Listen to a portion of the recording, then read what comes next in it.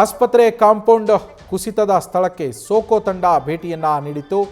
Bowring ಆಸ್ಪತ್ರೆ ಬಳಿಯ ದುರಂತದ ಜಾಗಕ್ಕೆ ಭೇಟಿ ನೀಡಿ ವಿಧಿವಿಜ್ಞಾನ ತಂಡ ಅಲ್ಲಿ ಪರಿಶೀಲನೆಯನ್ನು ಮಾಡಿದೆ. ಸಾಕ್ಷ್ಯಾಧಾರಗಳನ್ನು ಕಲೆ ಹಾಕುವ ಕೆಲಸವನ್ನು ಕೂಡ ಮಾಡಿದೆ.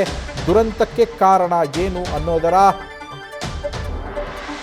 ತನಿಖೆಯನ್ನು ಮಾಡ್ತಾ ಇರುವಂತಹ ಅಧಿಕಾರಿಗಳು ಅದರ ಮೂಲಕ್ಕೆ ಹೋಗಬೇಕು ಅಂದರೆ ಅಲ್ಲಿ ಸಂಬಂಧಪಟ್ಟ ಸಾಕ್ಷ್ಯಗಳೇನಿದ್ದಾವೆ ಅವನ್ನು ಕಲೆ ಹಾಕುವಂತಹ ಕೆಲಸವನ್ನು ಸೋಕೋ ಟೀಮ್ ವಿಧಿವಿಜ್ಞಾನ ತಂಡ ಮಾಡಿರುವಂಥದ್ದು. ದುರಂತ ನಡೆದಂತಹ ಸ್ಥಳವನ್ನು ಪರಿಶೀಲನೆ ಮಾಡಲಾಗಿದೆ. ಕೋವಿಲ್ ಸ್ಟ್ರೀಟ್ ರಸ್ತೆಯನ್ನು ಸಂಪೂರ್ಣವಾಗಿ ಬ್ಲಾಕ್ ಮಾಡಿ ಅಧಿಕಾರಿಗಳು ಪರಿಶೀಲನೆಯನ್ನು ಮಾಡಿದ್ದು.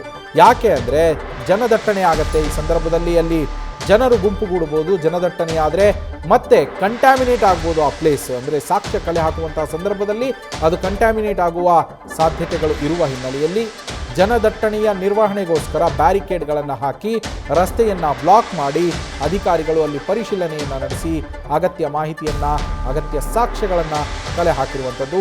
ಶಿವಾಜಿನಗರ ಟ್ರಾಫಿಕ್ ಪೊಲೀಸರು ರಸ್ತೆಯನ್ನು ಬ್ಲಾಕ್ ಮಾಡಿ ಸೋಕೋ ಟೀಮ್ ಮತ್ತು ವಿಧಿವಿಜ್ಞಾನ ತಂಡ ಏನಿತ್ತು ಅವರಿಗೆ ನೆರವನ್ನು ನೀಡಿರುವಂಥದ್ದು. ಗೋಡೆ ಬಿದ್ದಂತಹ ನಂತರ ಅಲ್ಲಿ ತೆರವು ಕಾರ್ಯಾಚರಣೆ ಏನು ನಡೀತಾ ಇತ್ತು ಆ ಸಂದರ್ಭದ ದೃಶ್ಯಗಳನ್ನು ಗಮನಿಸ್ತಾ ಇದ್ದೀರಾ. ಅದಾದ ನಂತರ ಮೃತದೇಹಗಳನ್ನು ಹೊರಗಡೆ ತೆಗೆದು ಗಾಯಾಳುಗಳನ್ನು ಹಾಗೆ ಆಸ್ಪತ್ರೆಗೆ ಸಾಗಿಸಿ ಚಿಕಿತ್ಸೆಯನ್ನು ಕೊಡಿಸಲಾಗಿದ್ದರೆ ಮೃತದೇಹಗಳನ್ನು ಆಸ್ಪತ್ರೆಗೆ ಸಾಗಿಸಿ ಮರಣೋತ್ತರ ಪರೀಕ್ಷೆಯನ್ನು ಮಾಡಿ ಅವರ ಕುಟುಂಬಸ್ಥರಿಗೆ ಹಸ್ತಾಂತರ ಮಾಡುವಂತಹ ಕೆಲಸವನ್ನು ಈಗಾಗಲೇ ಮಾಡಲಾಗಿದೆ. ಇವತ್ತು ಸೋಕೋ ಟೀಮ್ ಅಲ್ಲಿಗೆ ಭೇಟಿಯನ್ನು ನೀಡಿ ಪರಿಶೀಲನೆ ನಡೆಸಿದ್ದು ಅಗತ್ಯ ಸಾಕ್ಷ್ಯಗಳನ್ನು ಕಲೆ ಹಾಕಿದ್ದಾರೆ. ಲೋಕಾಯುಕ್ತರು ಮತ್ತು ಉಪಲೋಕಾಯುಕ್ತರು ಕೂಡ ಇವತ್ತು ಅಲ್ಲಿಗೆ ಭೇಟಿಯನ್ನು ನೀಡಿ ಪರಿಶೀಲನೆಯನ್ನು ನಡೆಸಿದ್ರು. ಆ ದೃಶ್ಯಗಳನ್ನು ಕೂಡ ನೀವೀಗ ಗಮನಿಸ್ತಾ ಇದ್ದೀರಾ.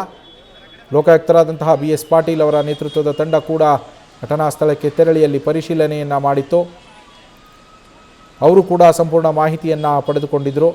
ಲೋಕಾಯುಕ್ತರು ಯಾರು ತಪ್ಪಿತಸ್ಥರೋ ಅವರ ವಿರುದ್ಧ ಸೂಕ್ತ ಕ್ರಮವನ್ನು ಕೈಗೊಳ್ಳಬೇಕು, ಸೂಕ್ತ ರೀತಿಯಲ್ಲಿ ತನಿಖೆಯಾಗಬೇಕು ಅನ್ನೋದನ್ನು ಅವರು ಕೂಡ ಈ ಸಂದರ್ಭದಲ್ಲಿ ಹೇಳಿದರು.